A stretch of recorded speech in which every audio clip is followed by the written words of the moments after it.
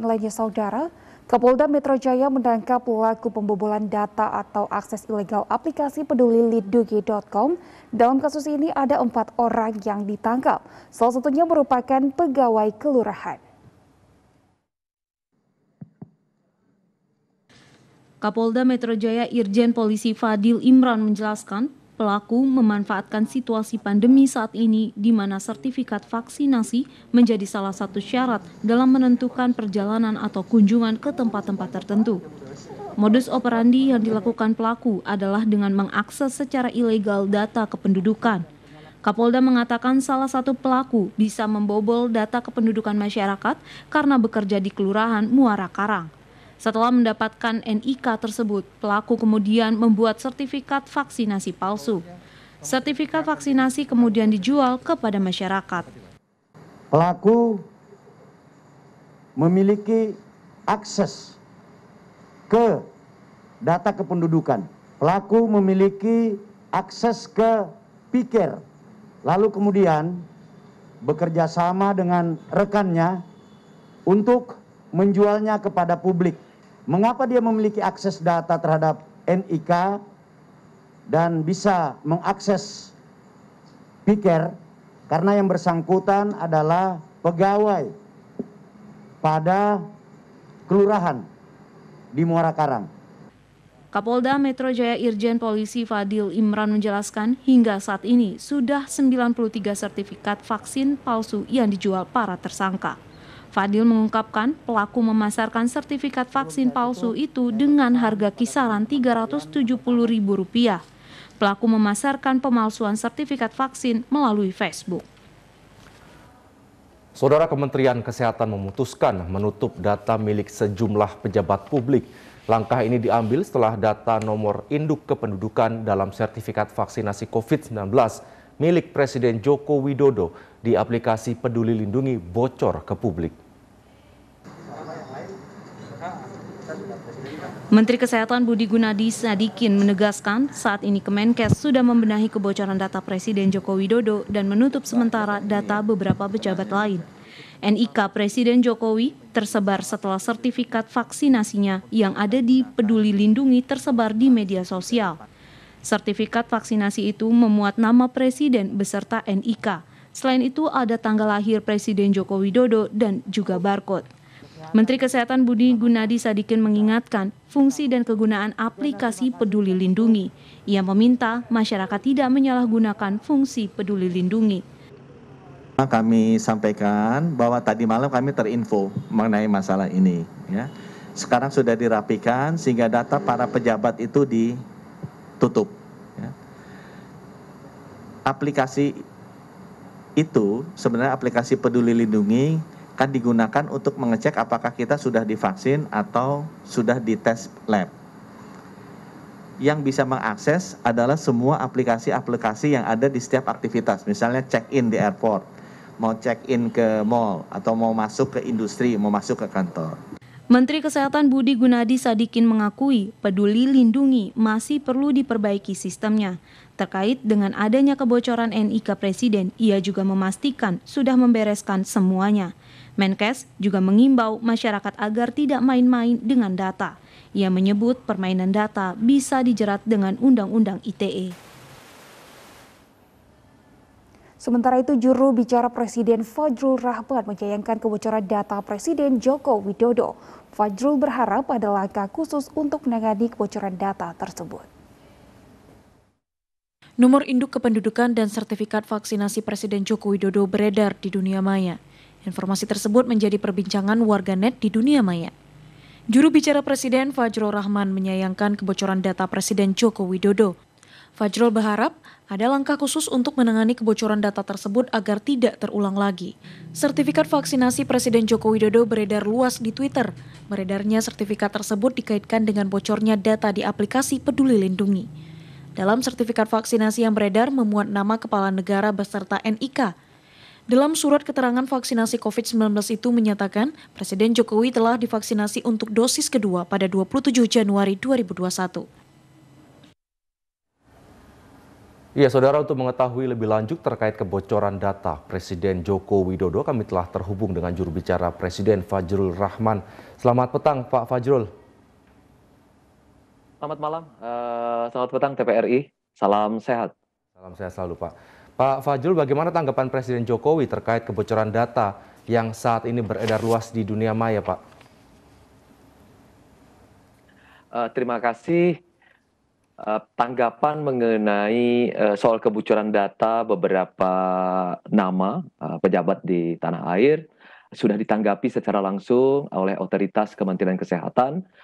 Pak Menteri Kesehatan Budi Gunadi Sadikin sudah menanggapi dengan cepat bahwa sudah menangani dalam bahasanya Pak Budi Sadikin adalah menutup sementara data nama-nama yang disebutkan dibocor dalam masyarakat. Kemudian yang kedua, berarti kami berterima kasih kepada Pak Budi Gunadi Sadikin. Kemudian yang kedua, kami juga berterima kasih kepada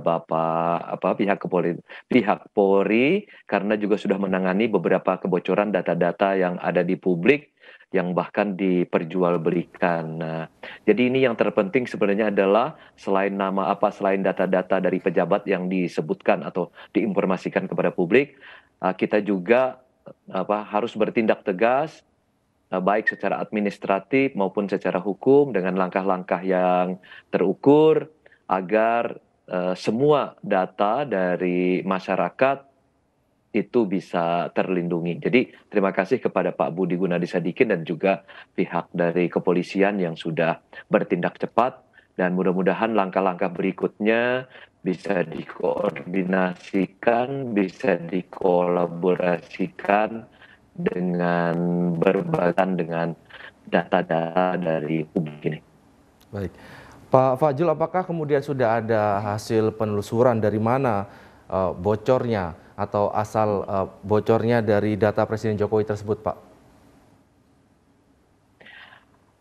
Pihak-pihak yang terkait yang menangani data bukan hanya data dari para pejabat-pejabat yang disebutkan bocor kepada masyarakat, itu termasuk juga data-data dari publik sekarang tentu ditangani oleh pihak-pihak terkait, termasuk pihak kepolisian. Jadi saya pikir ini sudah ditangani dengan cepat dan tegas supaya tidak terulang lagi, dan kami juga menghimbau kepada masyarakat hendaknya tidak melakukan tindakan-tindakan yang memiliki konsekuensi hukum dan juga merugikan pihak lain.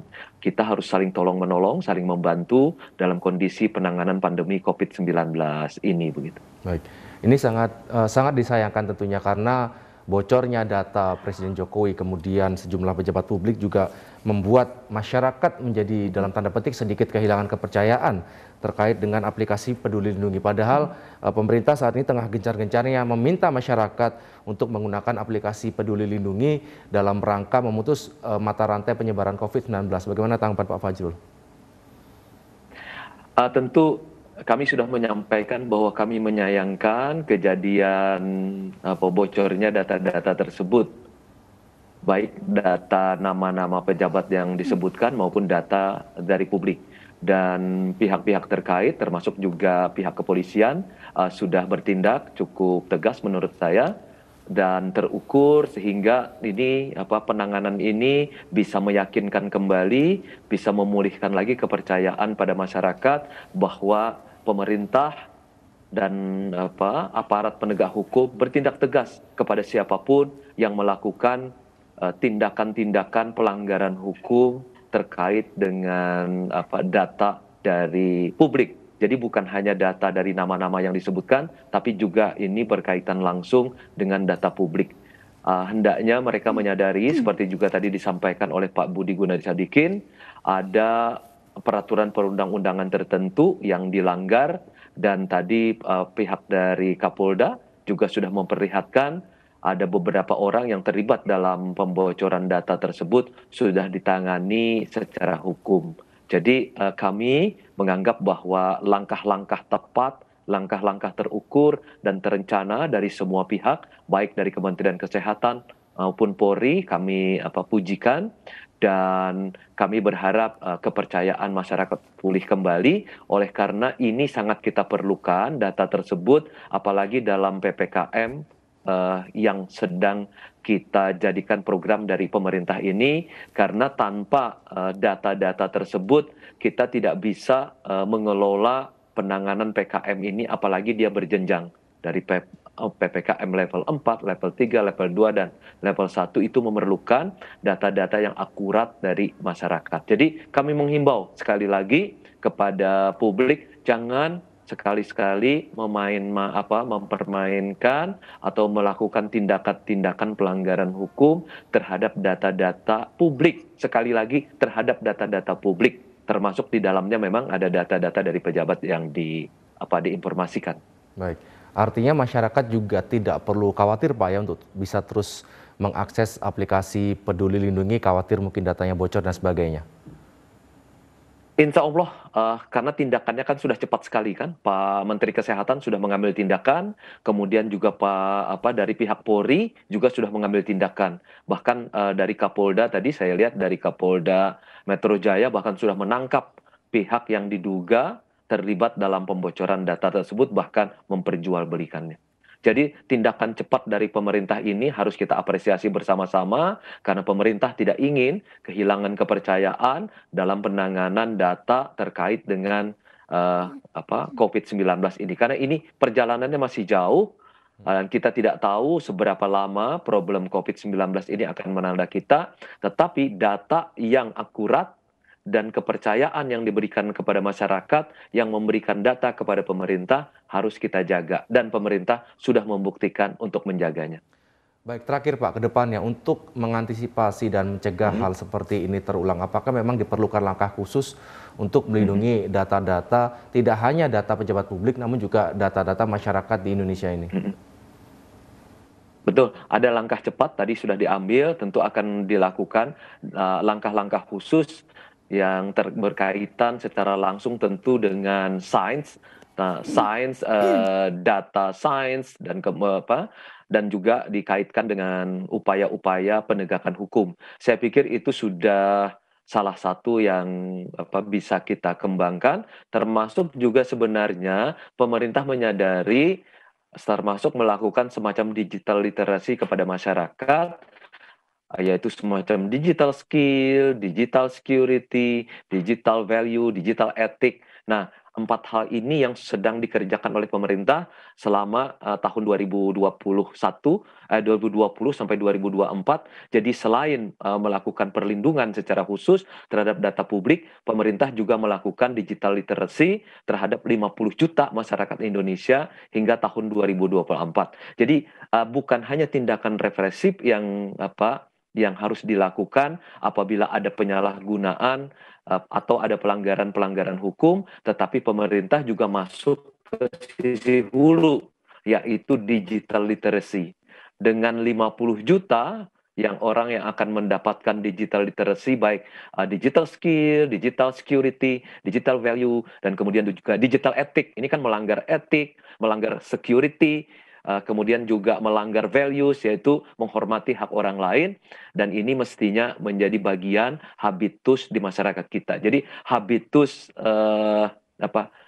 berdigital, kewarasan digital ini yang akan kita tanamkan. Nah, ini yang disebut sebagai upaya untuk menanamkan di sisi hilirnya, yaitu habitus kewarasan digital, sementara di sisi hulunya adalah habitus kewarasan digital, di sisi hilirnya yaitu ada tindakan yang cepat seperti yang dilakukan Kementerian Kesehatan, Kepolisian, dan juga penegakan administrasi dan penegakan hukum. Jadi hendaknya upaya-upaya ini didukung bersama-sama oleh masyarakat dan kita semua.